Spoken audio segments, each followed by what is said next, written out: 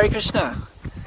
Imagine life where your total focus is just on how you can serve Krishna and help other people become Krishna conscious, not limited at all by your occupation or the need to earn money or any other restrictions that you might typically have.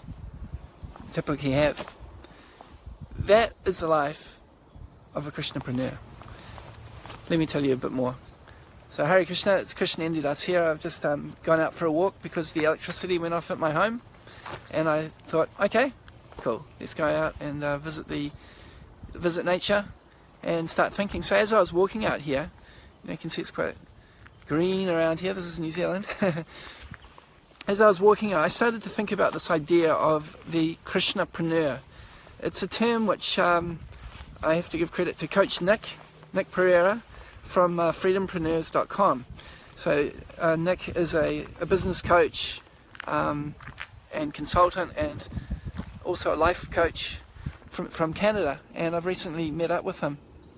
He came across some of the Successful Vaisnavas videos and so on, and he reached out to me.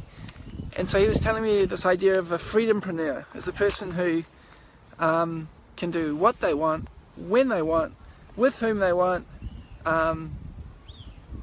and when they want. I can't remember if I got muddled up, but you get the idea. So when I was talking with him, I was saying, well, actually my idea is very similar, to give devotees that freedom, and then when you have that freedom, what will we do as devotees? We'll look at how we can use our time to serve Krishna. You know, whether that's directly working on our own sadhana, or if it's working on a project that either helps new people come to Krishna consciousness, or it helps serve those who are already devotees. So this is the basic concept of a Krishnapreneur. Oh, excuse this jacket, it's in the middle of winter here, so it's a little windy and a little bit cold. Hope that's better. So let's talk about this idea of what is a Krishnapreneur. Basically the idea is that ideally we want to focus our whole life completely on serving Krishna. You know, this is what it describes in the Bhagavad Gita. It says, you know, in the 12th chapter, it says to completely absorb your mind in thinking of me. And then Krishna gives some levels. You know, if you can't do that, okay, we'll just practice sadhana bhakti. And if you can't do that, then do some work and offer the fruit to me, and so on. So what Krishna does is he's showing the standard, the highest level. And then he's also offering some alternatives if you're not at that level yet. And so this is one of the ideas behind this new program that I'm launching, the Mayapur Success Fomula LAB and the Empower and Preach community. The idea is that there's a success path, and we can all look at ourselves and see, probably covering the mic just a minute, we can all look and see,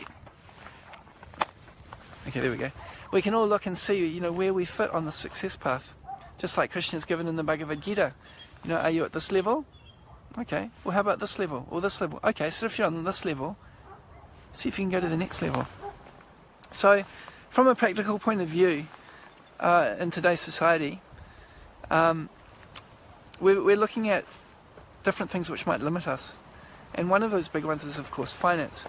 You know, at the bottom level you've got someone that never has enough money, always in anxiety because of money. They're doing work which they hate just to get whatever little money they can. So you can understand this is, you know, the bottom level of the hierarchy. And the other end, we have a devotee who is completely satisfied with the amount of money that they have.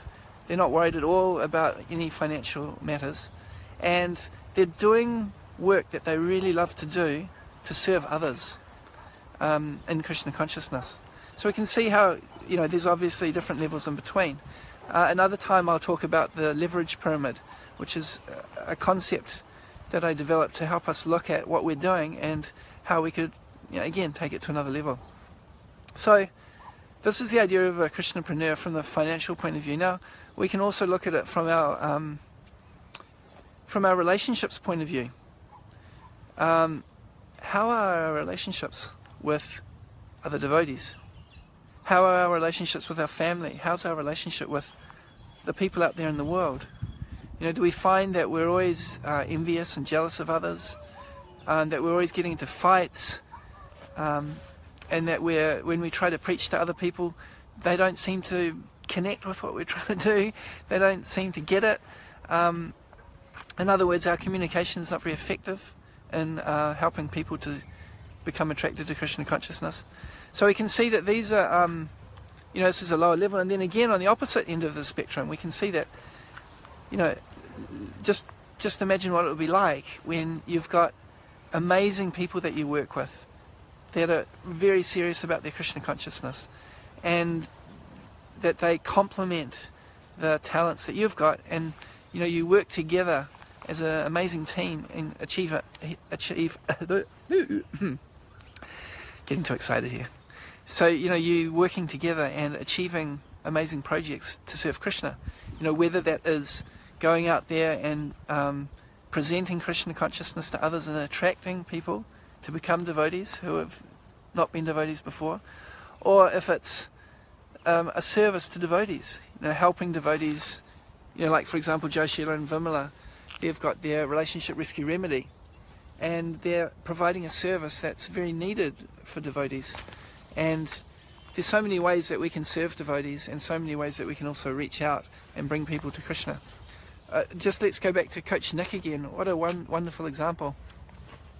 He's already a coach, and he was already inclined towards meditation and spiritual practices. And now through that business that he has, he's got members of his business, his clients, his coaching clients, and the people that follow him on his Facebook group. So in his group, he very directly represents himself as a Hare Krishna devotee. He talks about how he's doing his japa meditation and the benefit that he gets from it. The most recent email that I got from him, that I read, was him talking about the easy journey to other planets and giving the link where the people in his business program can buy that book. So this is the way that a Krishnapreneur is able to take their individual strengths and their the opportunities that Krishna has arranged for them, and then use that to serve Krishna by giving Krishna to others and teaching people how to become Krishna conscious. So this is just an example of the idea behind being a Krishnapreneur. Now, of course, everyone's in a different situation, everyone's got different talents, so that's something that we need to look at. It's not a one-size-fits-all. Oh, everybody should become a business coach like Nick. No, there'll be a certain group of people that will fit in with that particular type of career. Somebody likes to be out the front speaking. And then there'll be others that prefer to be behind the scenes, but they like to work with devotees and support them, in the projects that they're doing. They could be artists, or musicians, or even accountants, or cooks, of course. There's so many different services that we can do for Krishna, but we need to see, what are we inspired to do? What is it that really makes us get excited and makes us... What do we really feel like putting our full energy into? And then how can we arrange our life in such a way that we can take care of our financial situation and our other needs, while at the same time doing what we love in the service of Krishna? And at the same time, how can we do that in the association of devotees? So this is the basic concept of being a Krishnapreneur. And this program that I'm launching at the moment is the Mayapur Success Fomula LAB, where we help to identify what are the things that you are inspired by. How can you use that for Krishna?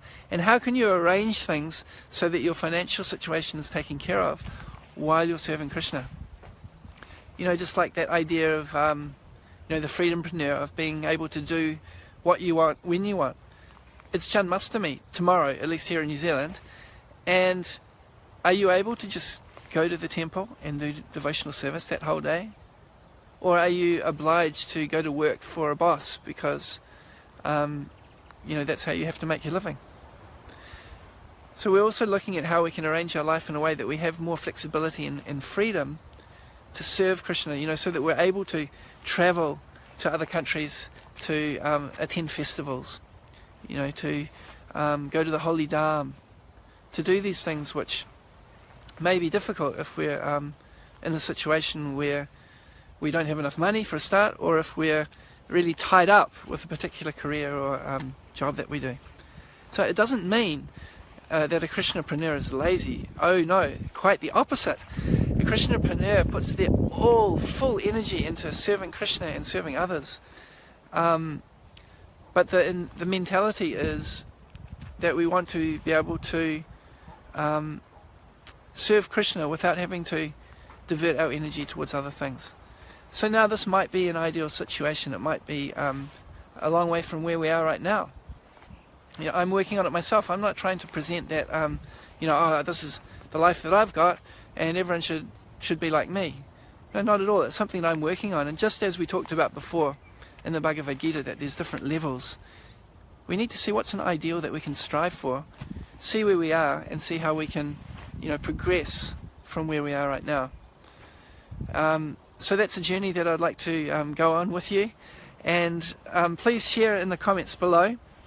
I've chosen perhaps an unusual time to do this Facebook Live, so there may not be many people that are on live, but still, there will be a lot of devotees watching the replay, so please put your comment below.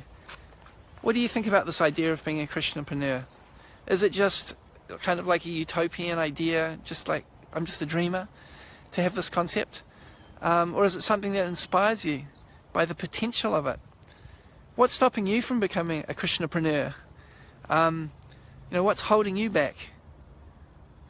And just to elaborate a little bit further, again, on this idea of Krishnapreneur, obviously it's related to the word entrepreneur.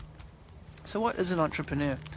An entrepreneur is a person who identifies needs, perhaps he finds problems, and he looks at how to create solutions to those problems.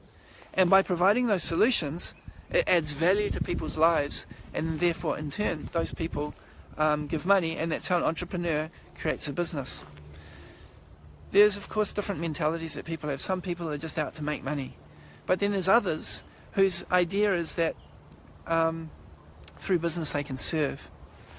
Now, whether you agree with what's it called again, vaccination or not, you can take a look at someone like Bill Gates, that he's got this business, he's making so much money, and his motive is that he wants to help people by helping to get rid of diseases. So it may or may not be the best approach or the best kind of service that he's doing, but you can understand that his heart is in the right place, in the sense of he's doing his work to serve. In the same way with someone like Elon Musk, he's creating technologies that he feels will help the world. Electric cars that can take us away from our dependence on fossil fuels, and electric roofs, solar power, and things like this. So he's had tons of money. He sold his first business for $1 billion. I think that was PayPal, and he's been very successful and made tons of money. So the motive is not money for him, the motive is service. So in the same way, a Krishnapreneur, the mentality is, alright, what are the problems that need fixing? How can I serve? How can I use my energy to make things better for devotees, or to make it easier for people to become devotees? It's this mentality of service, and finding problems and trying to look for solutions to those problems. So I'll basically wrap it up here. So just to summarize, this idea of Krishnapreneur is how you can arrange your life so that all your energy is into serving Krishna, and everything is in alignment with that. Your money, your relationships, your sadhana, the whole way that you structure your life, and the freedom that you have with your lifestyle is all structured around helping ourselves to become Krishna conscious, and also to help others to become Krishna conscious. So the rain is coming down, and therefore I'm starting to walk home. I'll put my hood on once I'm finished. Thanks for listening. Please either click on the message button below, or just click on the link in the description, so that I can let you know more about the Mayapur Success Fomula LAB, which will be opening really soon. I'd like to give you the opportunity to be one of the first people in that program, so that you can help me develop that program, so that it can be a really wonderful asset to serve devotees.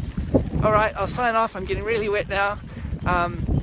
Click the link and leave a comment below, and I'd love to hear what you think about this concept. Hare Krishna.